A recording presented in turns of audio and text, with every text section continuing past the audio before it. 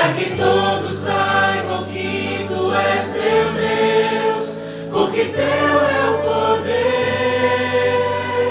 e o louvor, porque tu és a paz e o amor, a ti toda honra e glória rendemos, Senhor. Grandioso é teu agir em nossas vidas, restaura.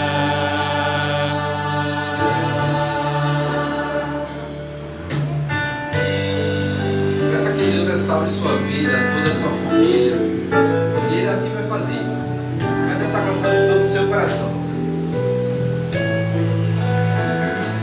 Restaura meus sonhos, restaura os meus planos, Senhor, restaura minha vida por completo, para que todos saibam que tu és meu Deus, porque teu é o poder e o louvor, porque tu és a paz e o amor, a ti toda honra e glória rendemos, Senhor. Grandioso é teu agir em nossas vidas, porque teu é o poder e o louvor, porque tu és a paz e o amor, a ti toda honra e glória rendemos, Senhor. Grandioso é teu agir em nossas vidas,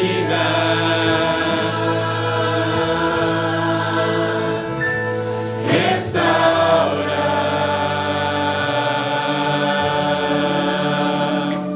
restaura,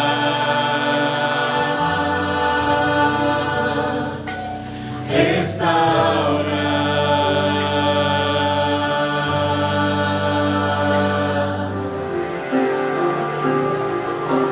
Estou aqui tentando olhar no espelho e ver o rosto de alguém feliz.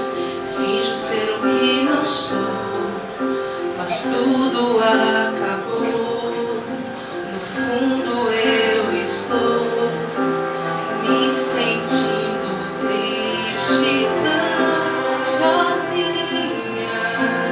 Quero me esconder. Será que alguém me vê? Mas eu sei que o meu Deus vê meu coração e a minha solidão me abraça, me ampara.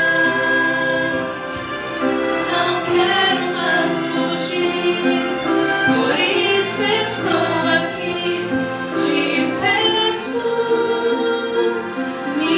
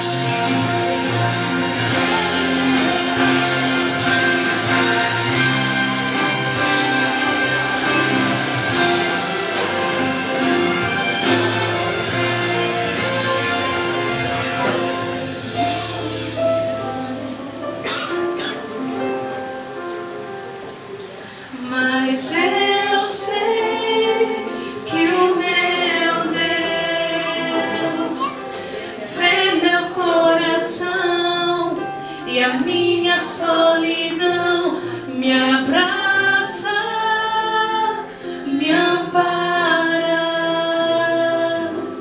Não quero mais fugir, por isso estou aqui. Te peço, ó meu Senhor, me ajuda.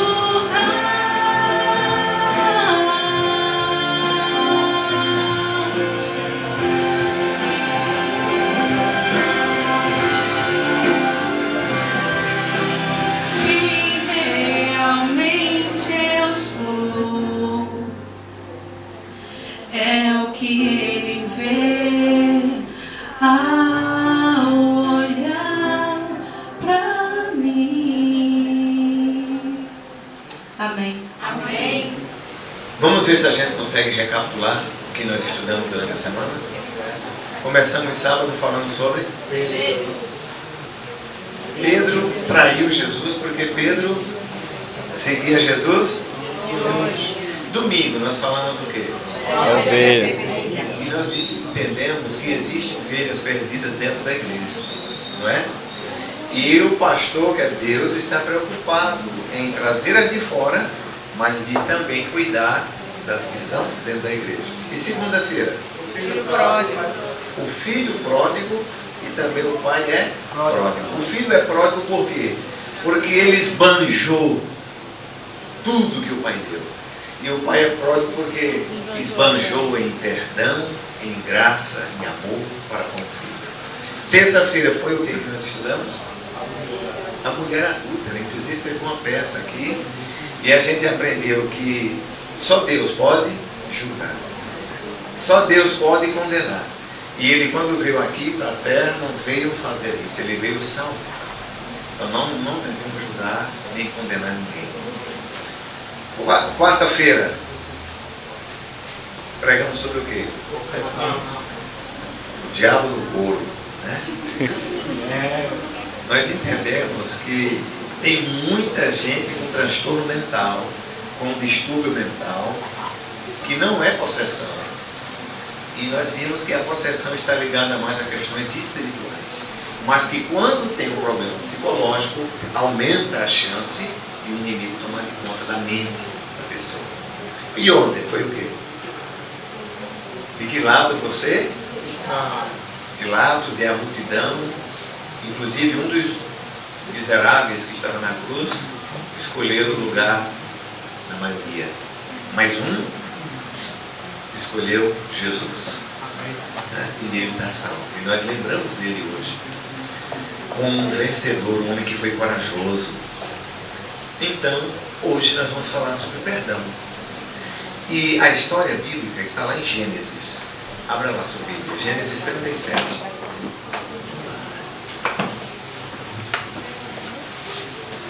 Segunda-feira, a partir de domingo, nós estaremos em Alto José Leal. Nós temos uma representante aqui do Alto José Leal. Eu esqueci o nome, como é? Mari. Mari veio visitar a igreja hoje no mês. Estaremos a partir de domingo no Alto José Leal. Quem aqui já viu como a igreja do Alto José Leal está bonita? Está bonita ou não está? Ainda não está pintado, não está ainda 100%. Vai ficar mais bonita ainda. Mas a de Baués vai ficar uma das igrejas mais bonitas da Associação Pernambucana. Amém. Não esqueça, já vá fazendo aí o seu plano com Deus. Sua oferta, seu pacto, tá? Não esqueça. Deus vai te abençoar à medida que você for liberado. Continue com esse propósito de ajudar a igreja para que a gente tenha uma igreja bem mais ampla para acomodar todo mundo e assim não ver ninguém assistindo o culto pela janela.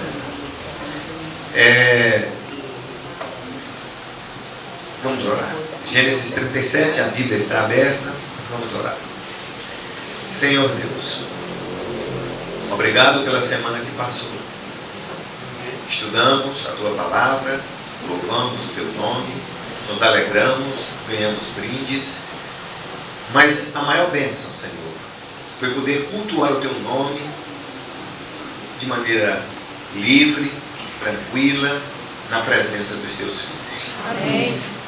É bom saber que o Senhor esteve conosco cada momento durante essa semana, com a equipe que está organizando a semana, com os que vieram assistir. É bom saber que essa é a tua igreja e nós somos os teus filhos. Amém. Agora vamos meditar um pouco na história de José.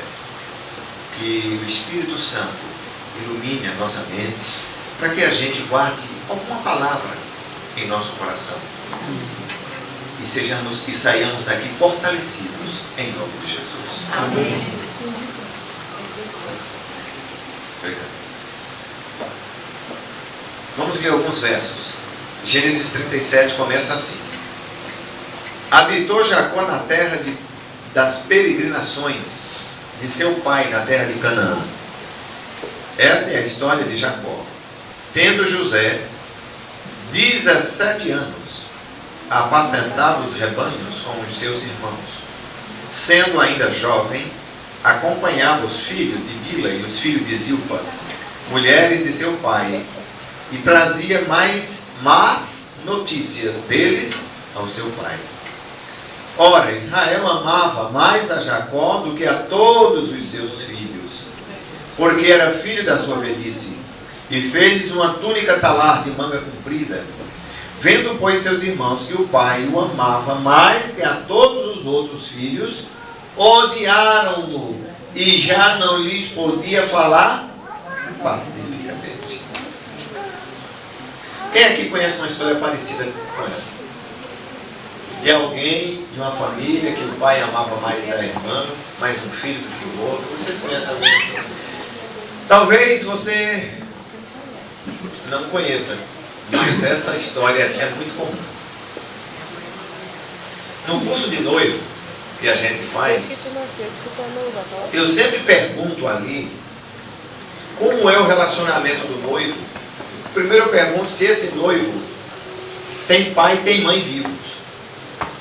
Pergunto, dependendo da resposta, alguns dizem, não, eu não tenho pai, mas só tenho mãe. Aí eu pergunto, com quantos anos você perdeu o pai? Ah, eu tinha 5 anos. 5 anos que não tinha, que o pai faleceu, esse menino tinha 5 anos. Então ele cresceu sem a presença de quem? Do pai. Então isso já traz algumas informações que a noiva precisa saber. Desse menino que cresceu sem o pai.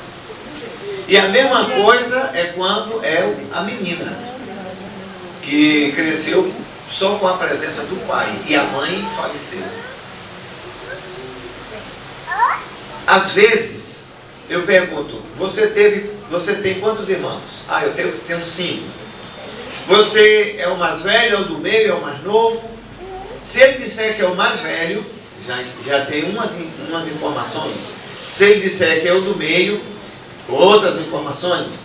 Aí eu pergunto, você se dá melhor com quem? Com seus irmãos ou com suas irmãs? Aí já tem outras informações por trás disso. A gente precisa saber quem esse camarada é, como irmão, como filho, para a noiva saber com quem ela está casando. E a mesma coisa a menina. Precisa saber como ele é com os irmãos e com o pai, se tem ou não, para que ela saiba com quem ela vai casar. Agora isso a gente esmiuça bastante. E nesse trabalho a gente descobre que alguns irmãos não se dão com um dos irmãos. O rapaz não se dá com esse ou aquela irmã. Ou descobrimos que ele não se dá bem com o pai, ou não se dá bem com a mãe. E a razão é ciúmes. Eu já ouvi algumas vezes a menina dizer, ela, no aniversário da minha irmã, todo aniversário da minha irmã é uma festa. E quando é o meu, é complicado. Você pensa que não, mas o pai e a mãe, que faz como Jacó, ama mais um filho do que o outro, esse pai está adoecendo os filhos.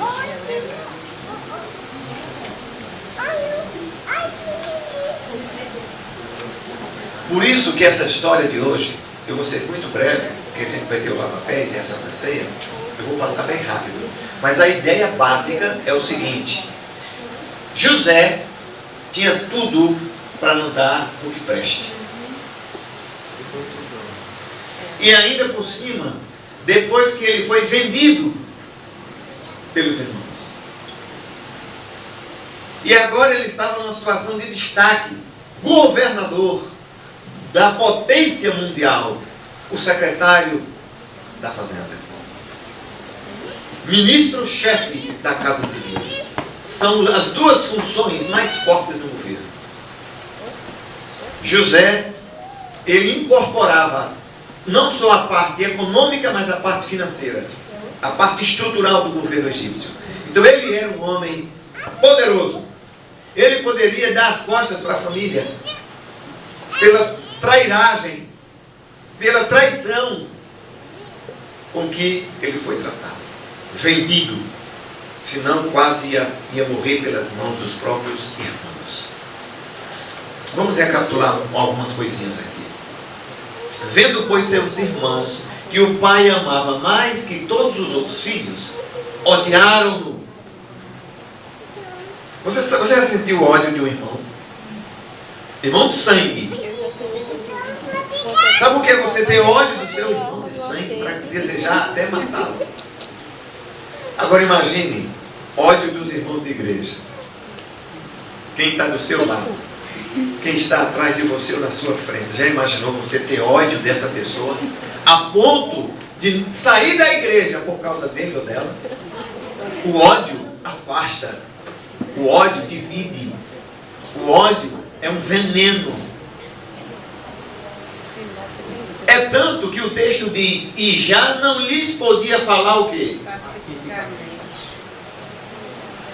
Teve José um sonho e o relatou a seus irmãos. Por isso, leiam ali. O odiaram ainda mais. Já imaginou? Ele estava entre inimigos. Ele estava entre inimigos. Um irmão, mesma casa, mesmo pai e mãe, entre inimigos. O pai, pensando que ajudara, estava prejudicando. E agora todos estavam contra José.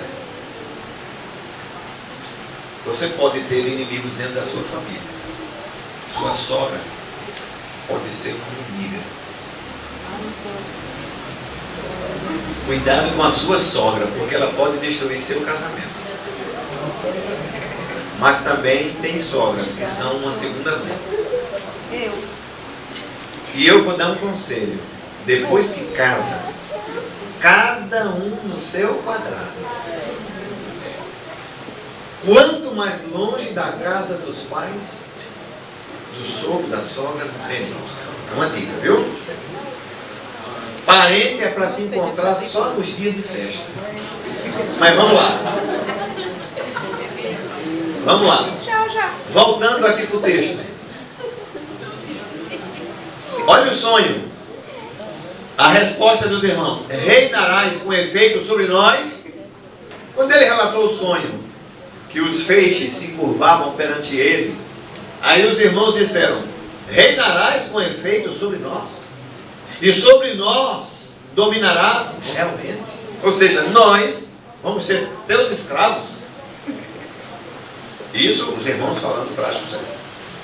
Que sonho é esse que tiveste? Acaso viremos eu e tua mãe, agora o pai falando, e teus irmãos a inclinar-nos perante ti em terra? Até o pai agora torna-se um questionador.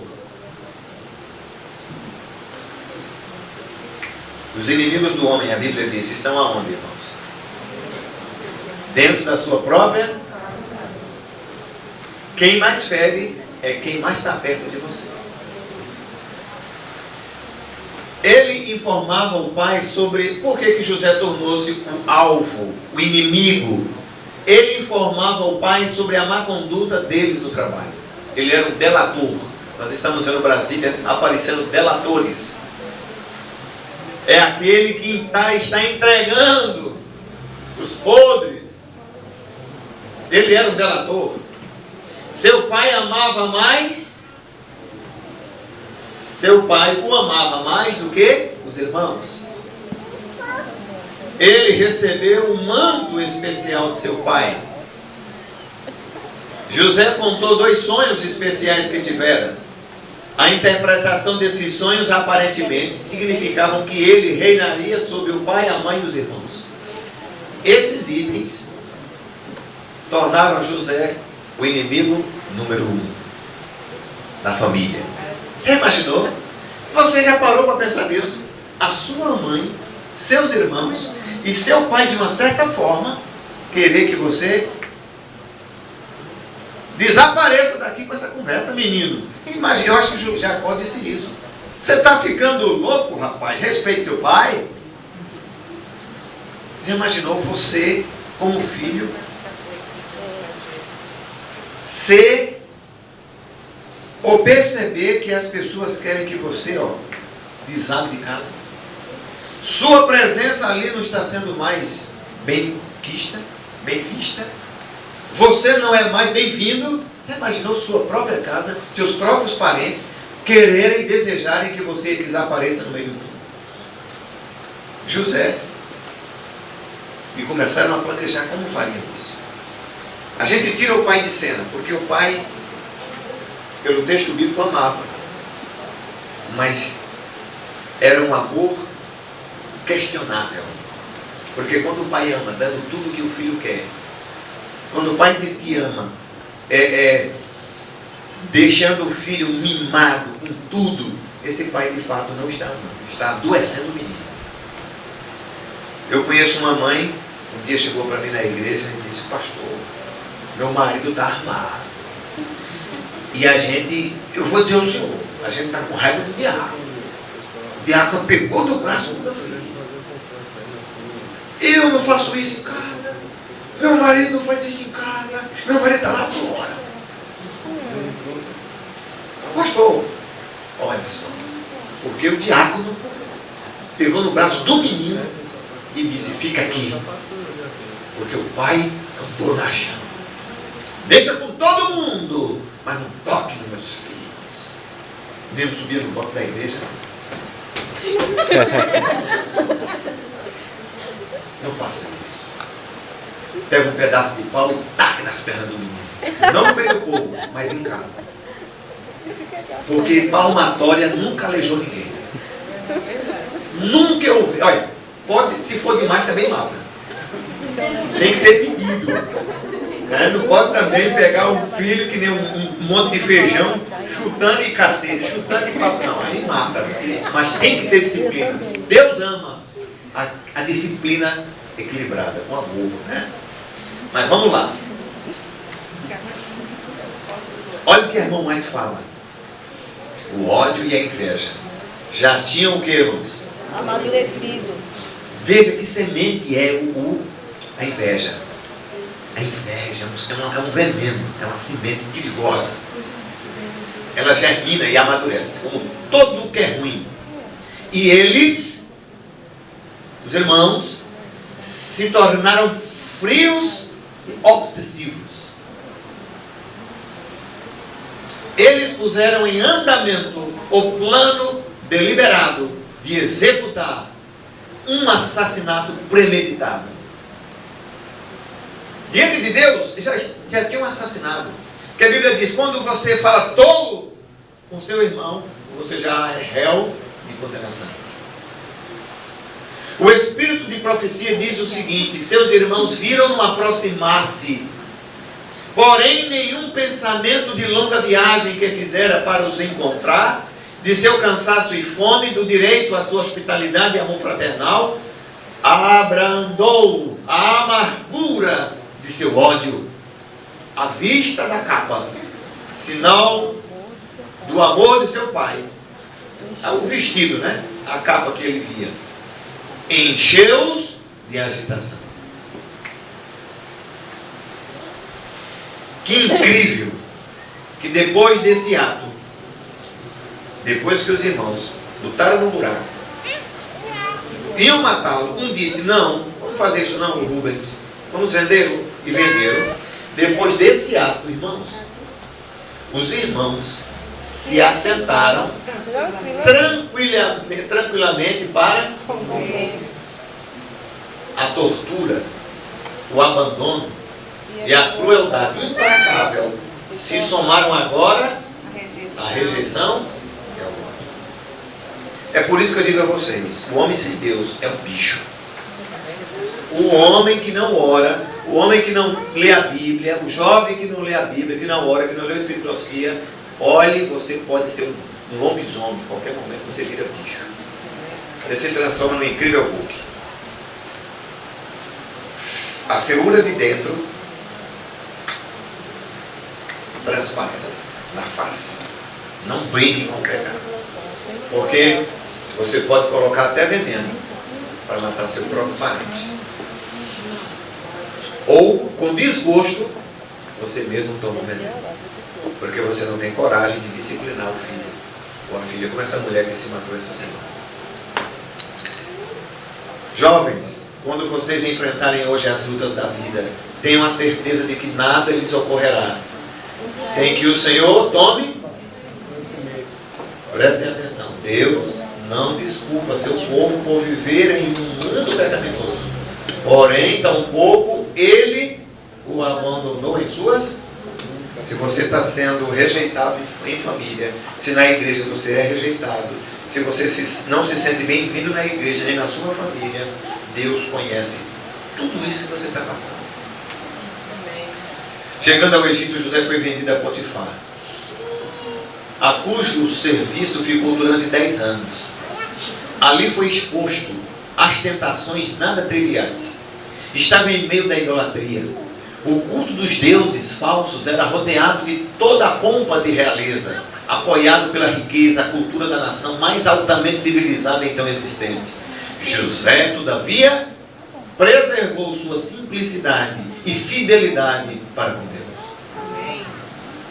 Estamos em Babilônia, mas a gente não precisa seguir a multidão, porque estudamos ontem. Agora, pois, escolha Faraó um homem ajuizado e sábio e o ponha sobre a terra do Egito. A pergunta de Faraó foi: aonde encontrarei um homem assim, que dirija com integridade e valor? Ele não vacilou. Sabia quem era o homem necessário e disse: acharíamos porventura homem como este? Oh, imaginou? Olhando para José, em quem há o Espírito de Deus. José era esse homem e foi feito governador do Egito. Um dia eu me sentia assim, pequeno, diante do reconhecimento. Eu fui chamado para ministrar uma palavra na Câmara dos Vereadores lá em Gravatá. Eu falei só 5 minutos. Estava cheio o palácio lá, a Câmara dos Vereadores. Quando eu terminei, um homem tomou o microfone, o presidente da Câmara, aí disse: eu vi Deus nesse rapaz. Amém. Que palavras para todos nós. Oh, minha gente, Deus sorriu para mim. Amém. Agora a mesma coisa acontece quando a gente vacila. O diabo diz: olha aí, não é adventista? Olha aí, não guarda o sábado? E Deus chora. Mas Deus chora quando a gente erra, não é porque Ele se afasta da gente. Ele chora porque machuca. Ele é um ser vivo. Mas as lágrimas de Deus, elas, de uma maneira ou de outra, elas se tornam também fontes de poder. Porque quanto mais a gente quer se afastar de Deus, mais Ele vai à nossa procura. Ele busca a gente. Ele não desiste de nós. Ele não desiste de nós, por mais miseráveis que a gente seja. Enquanto a gente estiver vivo. Esses dias eu visitei na UTI, no hospital do IMIP. IMIP, que é o Dom Pedro II, né? É um prédio só, né? Eu fui lá. Eu não conheci esse cidadão. Um advogado aí de muitos anos aqui em Pombos. Foi advogado da prefeita lá, do prefeito Leão Lobo. Enfim. Aí me ligaram, pastor, visita esse cidadão. Eu fiz a visita. Quando eu cheguei lá, não conhecia ninguém. Aí eu perguntei, quem aqui é Vera? Aí a mulher disse, por quê? Uma senhora. Eu disse, não, porque eu sou pastor da igreja adventista. E eu recebi uma mensagem de que tinha alguém aqui que estava muito mal. E eu vim aqui para fazer uma oração. Ela, pastor, é o meu marido. Mas não adianta mais, pastor. Ele já está em coma. Os seus órgãos já estão falecendo. Eu esperei a visita ontem. O senhor não recebeu o recado? Eu tinha recebido o recado. Só que a minha filha também estava hospitalizada. E eu não pude fazer a visita. Mas quando ela disse a mim aquilo, olha, me desmantelou. Sabe o que é você ouvir uma pessoa? Eu esperei o Senhor ontem. Não é fácil. Na hora da morte, a família, todo mundo, quer que a pessoa que está morrendo tenha tudo que ela quer. E ele pedia pelo pastor. Ele queria, se fosse possível, sair da UTI para ser batizado. Minha gente, não vamos perder tempo com coisas que não são duráveis. Vamos fazer de tudo para amar quem está do lado da gente, para abraçar, para valorizar, para apreciar a orelha, o cabelo do filho, do marido, né? Tem mulheres que nunca mais tocaram o rosto do marido com carinho. Tem marido que nunca mais deu um carinho assim, sabe? Valorizar o outro, apreciar o outro, perdoar o outro. 13 anos, José, longe de todo mundo. E ele passou por desgostos, traição, êxitos e frustrações. Depois vieram também os seus irmãos, prostraram-se diante dele e disseram: eis-nos aqui para ser teus servos. Depois que ele agora é governador, os irmãos chegaram lá, nos perdoe. Assim não fostes vós que me enviaste para cá, e sim Deus. Aqui, irmãos, embora os irmãos disseram: nós somos teus escravos. Lembra do filho pródigo? O filho pródigo chegou e disse: pai, me trate como escravo. Os irmãos disseram a mesma coisa: José, nos trate como seus escravos. José responde com esse texto: não fostes vós que me enviastes para cá, e sim quem? Deus. Ele transfere todo o propósito, as aflições, a angústia, tudo que ele passou. Ele diz: tudo isso teve um propósito, porque na vida do crente que segue a Jesus não existe nada que não tenha um propósito. Por isso que a gente tem que, o barco está assim e vai afundar, e às vezes a gente diz: cadê os irmãos? Cadê o pastor? Ninguém aparece, e parece que vai no fundo do mar. Mas aí Deus, ele fala, ele manifesta, ele usa. Aí alguém mandou uma mensagem no celular. Você vai lá? Deus te ama, você palavra, né? Deus fala conosco. O verso 15 diz: olha, beijou José, beijou a todos os seus irmãos e chorou sobre eles. Depois seus irmãos falaram com ele. Eu imagino que José chegou, botou a cabeça no irmão e disse: eu te perdoo, eu te perdoo, beijo, eu te perdoo, eu te perdoo, eu te perdoo. Minha gente, não tem coisa melhor do que o perdão. Eu fiz o funeral de uma mulher em Caruaru. Eu e minha esposa visitamos ela boazinha. Mas ela contou a amargura com que o marido tratava ela. Passou uns 3 meses. Voltamos lá de novo. Ela já estava com uma barriga desse tamanho. E dopada de tanta dor. Nem enxergava a gente direito. E faleceu. 54 anos de idade. No dia do funeral, o marido chegou lá cheio de cachaça. Essa era a mulher da minha vida.